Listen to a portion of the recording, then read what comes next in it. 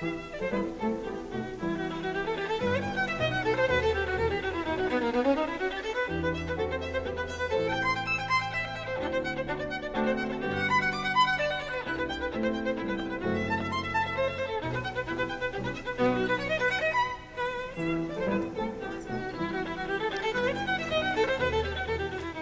sé si vamos a entrevistar a un urbanista, a un arquitecto, a un diseñador del paisaje, Juan Palop. A mí me gusta más llamarme urbanista, ¿no? Porque eso, pero sí, el comentario va un poco porque nos gusta siempre enfrentarnos un poco a los temas de manera como distante, ¿no? Como desde fuera de la profesión, pues es cierto, quitándole un poco la pose, ¿no? Pensadores de la realidad en la que vivimos y después contribuir a la mejora de esa realidad desde nuestra propia disciplina, que es el urbanismo, ¿no? Otros pueden hacer lo mismo y contribuir escribiendo libros o operando, etcétera, ¿no?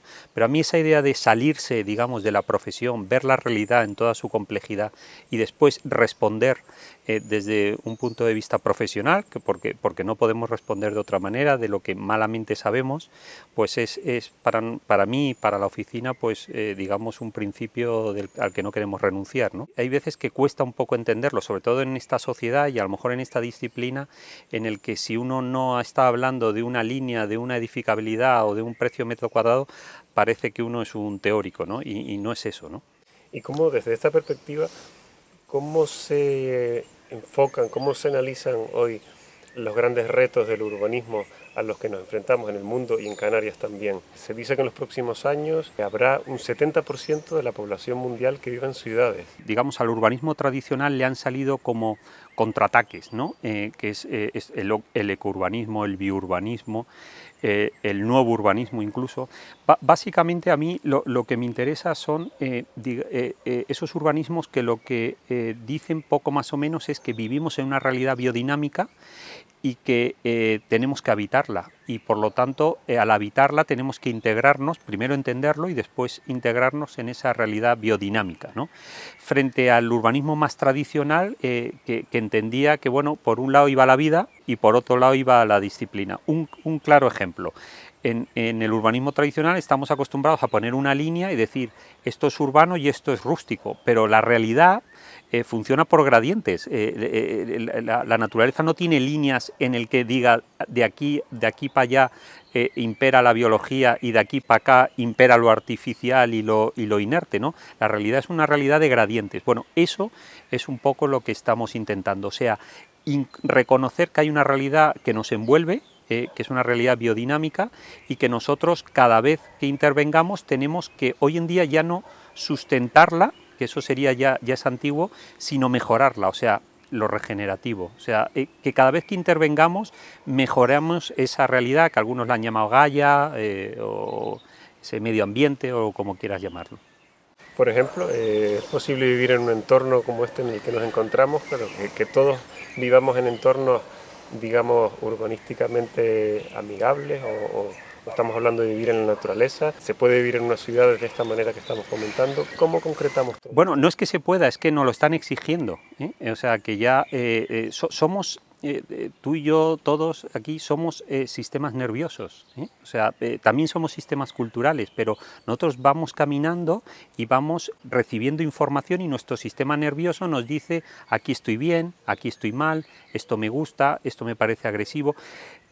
Por ahí va un poco toda esta idea del biurbanismo, ¿no? En reconocer que hay una realidad viva, humana e inhumana, a la que nos tenemos que integrar, ¿no? Entonces, y va a llegar un momento en el que tu reloj va a tener sensores y vamos a saber perfectamente si al entrar en un edificio estás a gusto o no estás a gusto, ¿no? Y entonces todos esos datos se irán recopilando y entonces aparecerán pues edificios en el que ya sabremos de manera científica que a la gente no les gusta. Ahora, ¿por qué no les gusta? Pues ese será otro tipo de debate, ¿no?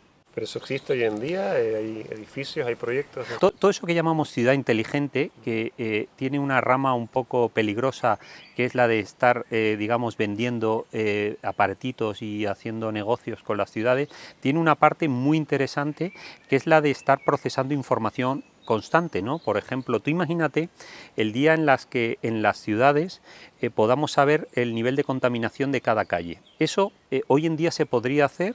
Tú imagínate, cambiaría el mercado inmobiliario. O sea, uno cuando fuera a comprar una casa, es más, te lo pongo a la contra, algunos se sorprenderían de casas fantásticas y carísimas que han comprado, que cuando abren la ventana pues están consumiendo unos niveles de CO2 inadmisibles. Bueno, eso contrasta radicalmente con el concepto lujo al espacio, al mármol, y dentro de nada seguramente pues lo tendremos ligado a lo verdaderamente importante, que son, digamos, las condiciones vitales de esos espacios.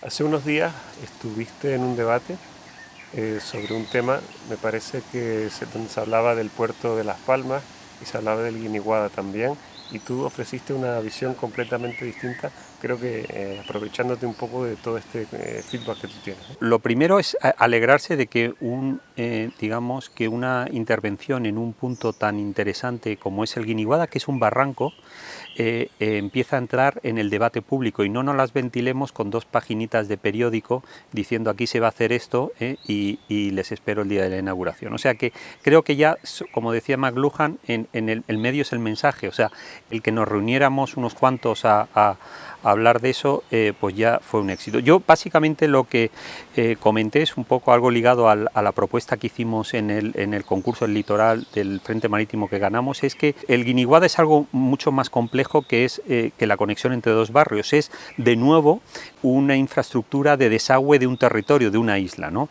Nos estaba empezando a poner ante el reto de la naturalización de esta ciudad, ¿no? De cómo esta ciudad en el fondo está colocada en el punto medio de un territorio que desagua al mar, y que ese tenía que ser más el arranque, más allá pues de conectar 2 barrios.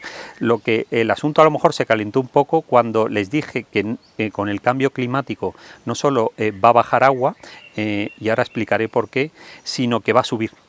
Y es un poco con todo el aumento del nivel del mar. De manera que poner el Guiniguada, poner la intervención en el Guiniguada en el marco de medioambiental y territorial fue un poco mi aportación, y de la que estoy convencido, ¿no? Y creo que eso no niega que después haya que resolver esa operación urbanística de sutura de 2 barrios históricos.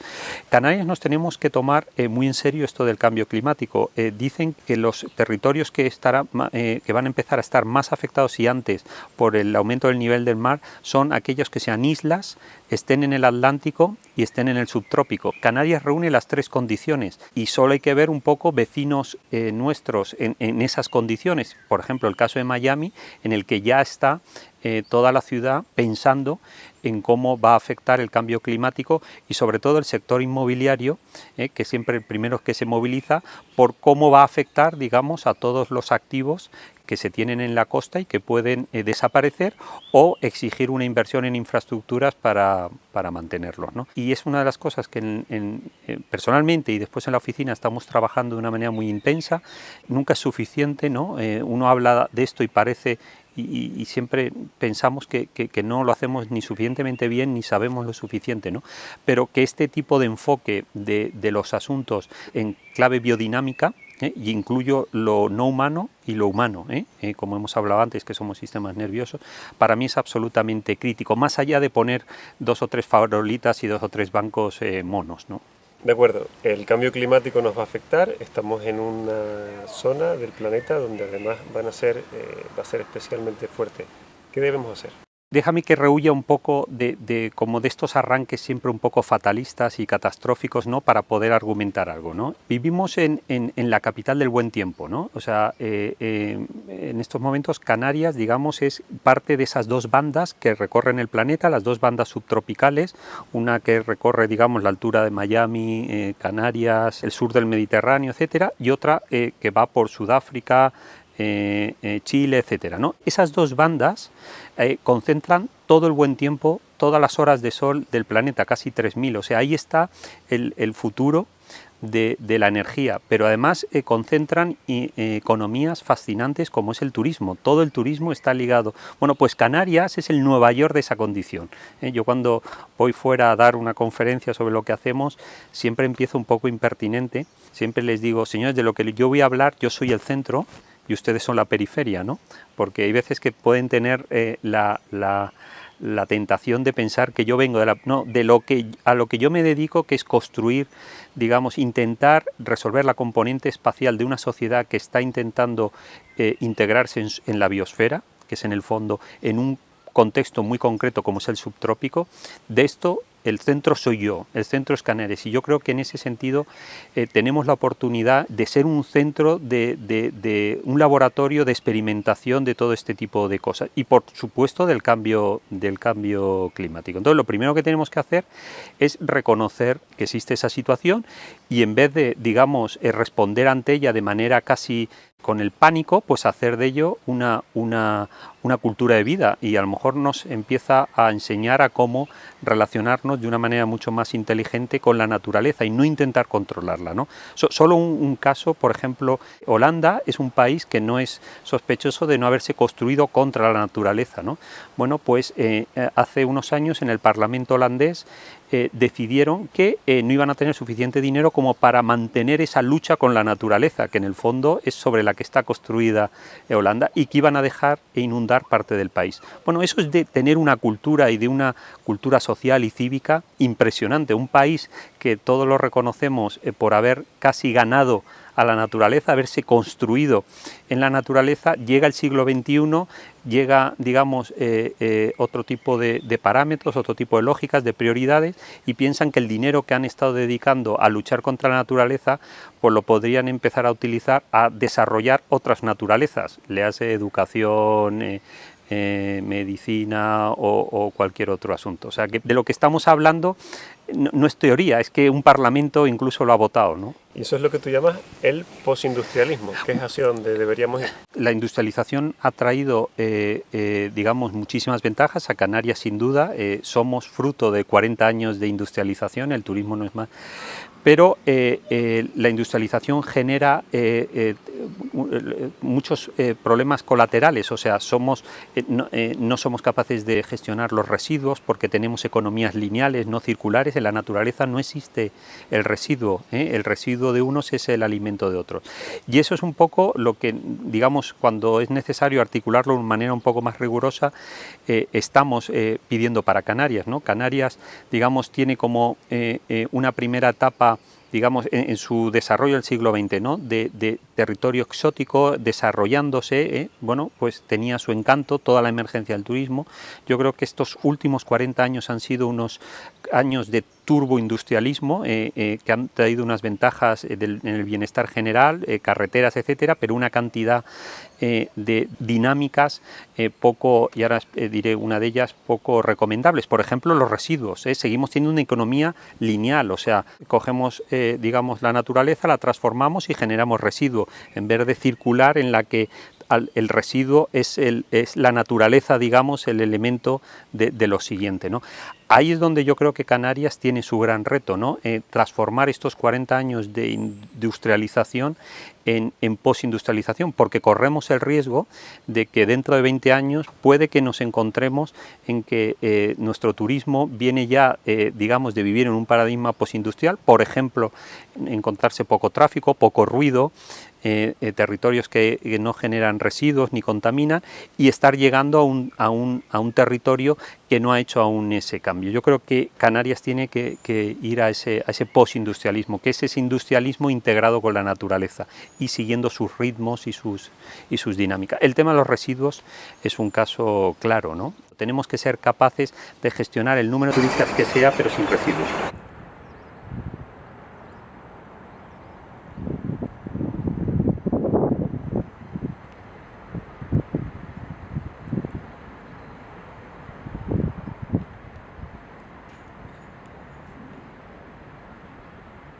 Cuando el visitante acuda a esta ciudad deportiva, ¿cuáles van a ser las innovaciones que van a estar a su alrededor y que a lo mejor no se da cuenta, pero sí van a estar ahí?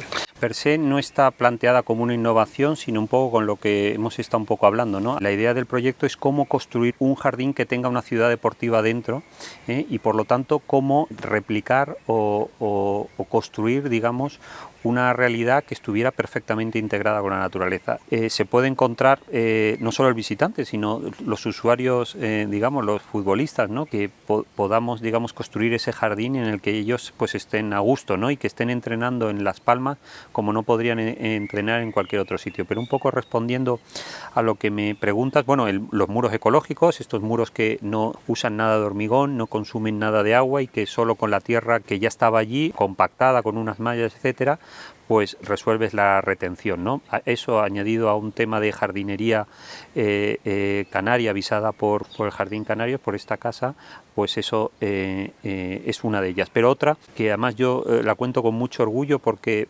arrancamos muy mal, ¿no? Entonces, cuando empezamos con el paisajista, que es un experto, digamos, en flora canaria, y vio que habíamos colocado las palmeras un poco como los arquitectos, ¿no? En sentido casi despectivo del término, nos gusta colocar las cosas, ¿no? Como si fueran farolas, ¿no? Una detrás del otro. Era la primera vez que colaborábamos y viendo un poco el rollo que nos traíamos y esta especie de ambición, nos explicó que las palmeras, si uno de verdad quiere no invertir su sistema evolutivo, su evolución, había que colocarlas apiñadas, ¿no? De 3 en 3, porque y es eso que estamos, digamos, los que vivimos en Canarias están acostumbrados a ver en el campo, ¿no? Como piñas de 3 palmeras donde una es más alta que otra, etcétera, que además estéticamente es precioso, pero que responde a su propio sistema evolutivo, y es que las palmeras para desarrollarse necesitan estar en cierta competencia, ¿no? Y por eso unas crecen más que otras y generan esa estética que al margen de la estética tiene una base, digamos, evolutiva o biológica, que es a mí lo que me interesa, ¿no? Y otro de los temas interesantes en el tema de las palmeras es que siempre están ligadas a zonas húmedas, ¿no? A corrientes de agua. Lo que hicimos es replicar, digamos, ese sistema por medio de unos sistemas que se denominan sistemas urbanos de drenaje sostenible.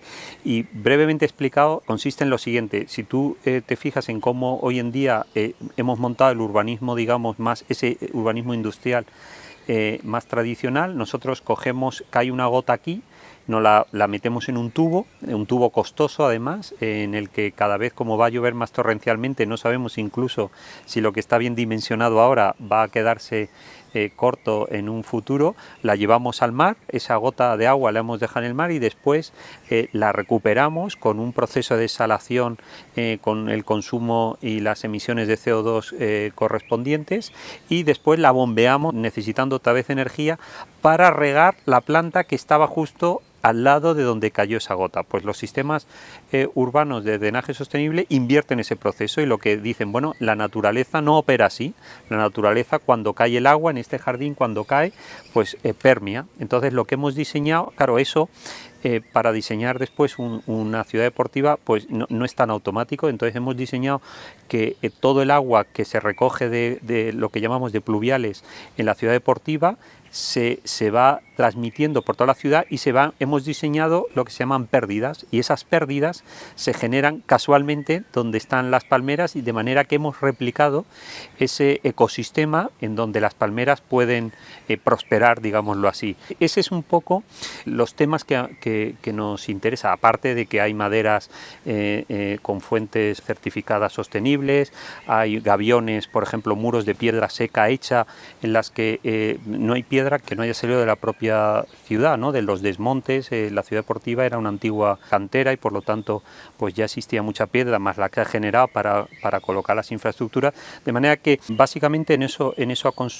ha consistido el proyecto, ¿no? En generar, digamos, en integrar el proyecto en esa dinámica, en esas biodinámicas en las cuales pues estamos trabajando, esta idea de circularidad, ¿no? De que intentar no generar residuos, pero además que esa circularidad sea una oportunidad para también generar una estética, digamos, ligada pues a las economías circulares, a no generar residuos, etcétera, ¿no?